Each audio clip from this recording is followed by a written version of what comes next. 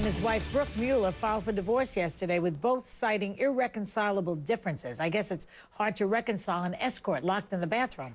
Here with me to discuss this is Vikki Ziegler, divorce attorney and author of the Premarital Survivor Guide, Dr. Julie Holland, a psychiatrist and author of Weekends at Bellevue, and Anne-Marie Cruz, editor with People magazine, who broke the divorce story. Okay, before we get to you, I want to talk to Vikki about the deal that's been struck now between him and Brooke Mueller. All right, Joy, it looks like the judgment that was filed, it's 36 pages, basically gives Brooke Mueller $55,000 a month in child support for two twins, a year and a half old. That's one thing. Until they're 21 years old. It says at least 18, and then it could be revisited. Number two, she walks away with $2 million. It's comprised of a bunch of different things. Part of the prenuptial agreement, there was a stipulation for every year they're married. She got some of that money. She got $250,000, which was half of the OK deal. She gets revenues from their Getty photo company that they have together, 50% of the revenues. She got a piece of it now. She'll get a piece of it in the future. She's not doing badly. She got about 50. She was only married to him for about a year and a half. A year and a half. Wow. This woman's rich. She's getting $660,000 in child support. No wonder they marry him. We're wondering, why do they marry him? Yeah. There you go. Yeah, well, it's a good question. So $50,000 in attorney's fees. She's getting moving costs of $45,000. So she's walking away. Where's she moving, to China? Pretty rich woman. I don't know, but I'll do it. Wow, but you know, $55,000 a month child support. These kids are babies. Babies. They're babies. Now, let me ask you about his career. Is his career going to be able to sustain itself so that till these kids are 18 years old, so he can keep shelling this money out? Absolutely. There was a spike on the ratings for 2.5 Men last night. This hasn't hurt him ever. This is just another bump in the long road of problems that Charlie has had.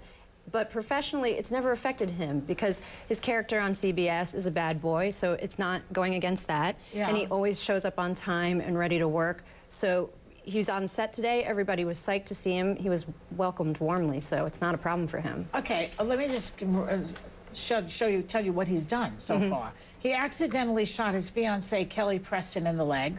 His ex-girlfriend claims he threatened to kill her. He OD'd after injecting cocaine. His ex-wife, Denise Richards, claims drug abuse and threats of violence. And he allegedly held a knife to this wife, Mueller's, throat last December. What does he have to do before he gets... his career suffers? I think that the viewers of the show who are fans, they just don't factor it in. They see there's the on-screen Charlie, and then the other stuff, it seems like they just ignore it. Well, which let me ask amazing. the shrink here. This guy's troubled. Is he going to kill somebody or kill himself before they get him off the show? Yeah, well, if he came to Bellevue, I think I would definitely admit him. I mean, he is dangerous to himself. He's dangerous to others. You know, I say, like, he's the train wreck that won't crash. He's like the evil Knievel of bad boys, you know, and America loves it. But this get out of jail card free that he has, I mean, the guy, it's unbelievable what you just read, what he's done. Yeah. He never, there's no ramifications for this guy whatsoever. He pays all these women, third wife, no problem. And he's walking around like, hey, everybody, no problem. I know. It doesn't make sense to me. Well, sense, C-E-N-T-S. He keeps throwing money as his problem. For CBS. He's going to be making sense. Well, if he seriously harms somebody, then there'll be a different story. Now, it's interesting that he filed for divorce yesterday. Yeah. He doesn't want his wife talking about their marriage on her upcoming reality show. Now, what do you make of that? I mean, is this a bargaining chip? Like, if she agrees not to talk about it, he gave her this money? Well, in this agreement, I read that both parties can't speak about the alleged drug abuse that they both have, and Brooke can't speak about Charlie's alleged sexual affairs. It's already stated in the agreement that's executed as of May of this year. In the reality show? Yeah, in the reality show, listen, I think it was preemptive to say, listen, we have a deal, don't try to modify this deal, don't come after me and say I can't see my children supervised, because this agreement says he's got a lot of visitation with his children, unsupervised, no nanny like we saw in the other case. What do you think about that? These two are not exactly the, you know, the poster children for parents. Like every good addict, he knows how to compartmentalize. I mean, you know, he takes his kids to see Mary Poppins, and then later that night, he's with the whore and the alcohol and maybe the cocaine. Next door. They're across the hall. But it's, you know, it's every addict likes to up the ante and the excitement that he might get caught and he's being extra naughty. But he doesn't have any history of ever harming the children, except living with an addict or spending time with somebody who's erratic, and you know, he gets these rage episodes. He's been dangerous to the women in his life. So far, not his children. So far, not his children. But you know about this. When you're a domestic abuser, are the children also, do they get hit also? Not always. Or threatened? Not always. They don't. Okay. And also, you know, I mean, in the past, his girlfriends and his exes still have faith in him. Like Denise Richards said, she came out here and she even said, I have faith in him. And Brooke Mueller said he's a survivor, he'll be fine.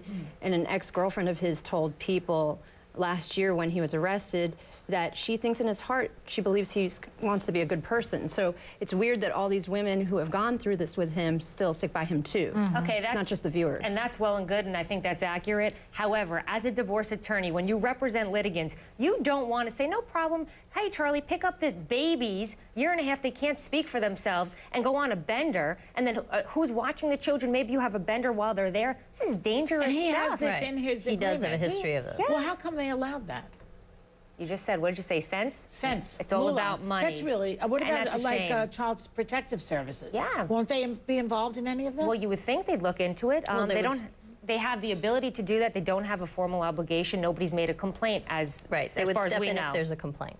Well, so you don't think that he will hurt the children? It's hard to predict behavior. I mean, I look at his past behavior, and he's dangerous to himself. He's dangerous to other people. He's out of control. He keeps upping the ante. Yeah. Anything is possible. All I can tell you is that so far, it seems like the children have been safe. You know, last night on David Letterman, Robert Downey Jr. was on, and David asked him if he had any advice for Charlie Sheen because he has been in a similar situation. Watch what he said. He's a grown man. I mean, what am I going to say? You know, the only advice I would give him is, don't get arrested. Right. Kind of amusing, but don't get arrested because he got arrested, Robert Downey, and it basically cured him. Well, he's been down that rehab path. I mean, look what happened to his career. So I believe in comebacks, but it doesn't look like Charlie Sheen walked out of rehab a few months ago, and he's still on the same kind of line. Right. And he escaped getting arrested recently, which was pretty amazing, from the plaza. I mean, nobody pressed the hotel didn't press charges. No. The escort didn't come forward and say. It's the money again. Now, let's talk about this obsession with hookers for a minute, Julie. What is it with powerful men seem to like hookers? Why do they do that? Well, I think part of it is that when you have a lot of money and you can sort of objectify or, commodify sex, and it becomes a commodity that you buy, and you've got money, you don't have to get too involved. It can stay very superficial. But the other thing with Charlie is it seems like, he may be a sex addict, and if that's the case, he needs to keep upping the ante. And he may have certain fetishes. He's obviously an adrenaline junkie and a thrill seeker, and he may require certain things that, only a professional can really gratify. Now, he's back on the set of 2.5 Men today, and the ratings are up 7%. I'm just saying. Right. This is exactly why he's a performer for CBS, and even though there's some eye-rolling, according to a source that told People, they don't have control of him, but it doesn't matter, as long as he's performing, as you said.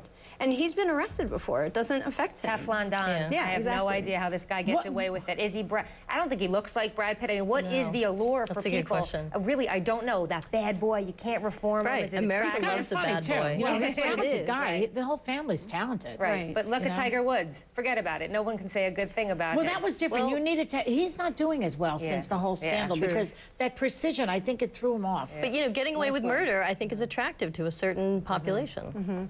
Okay. Thanks very much, ladies. Thank you. We'll be right back.